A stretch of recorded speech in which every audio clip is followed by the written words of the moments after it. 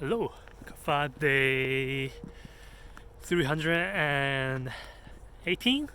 So I was working on the cloud hosting, Google Cloud. So it got it going finally.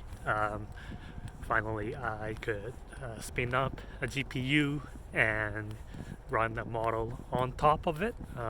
There are a couple of versioning issues that I had to smooth out with all the libraries I'm using and whatnot.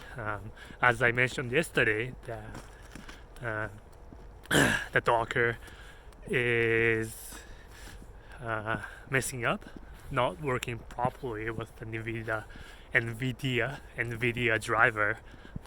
So it always maxes out on the GPU memories, and without Docker, it runs smoothly fine.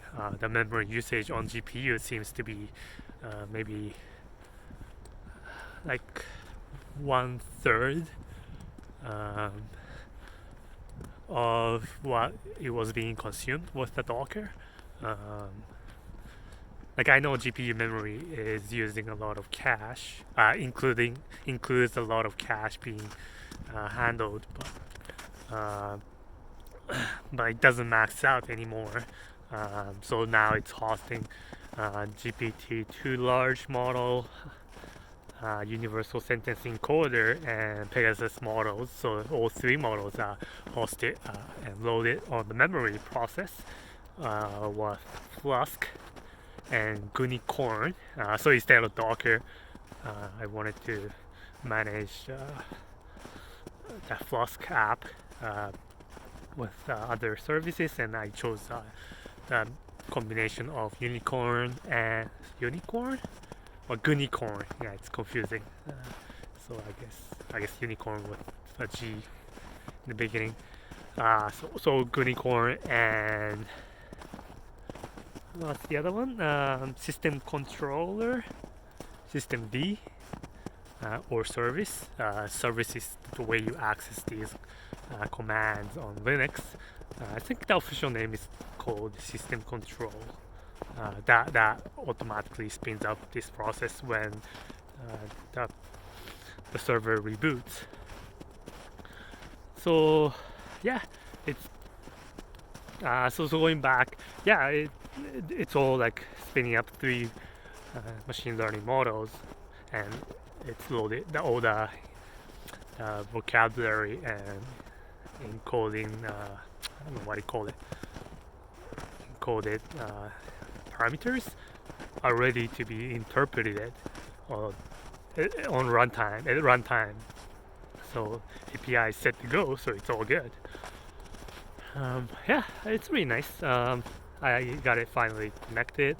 I had a lot of trouble with Google Cloud, so I'm using preemptive instance, and I wanted to wake it up every 10 minutes, or so it's preemptive. The definition of preemptive is Google can shut it down anytime. So they shut it down at least once every 24 hours, and I wanted to automatically wake it up when that happens, and I wanted to handle that with Google Scheduler and Google Cloud Function. But yeah, it was giving me a trouble with Cloud Function not accessing it properly. But yeah, it's all solved. So you had to set up service account with instance admin permission, and you attach that service account to your Cloud Function so that it can properly access or call order to instance. And yeah, that's that.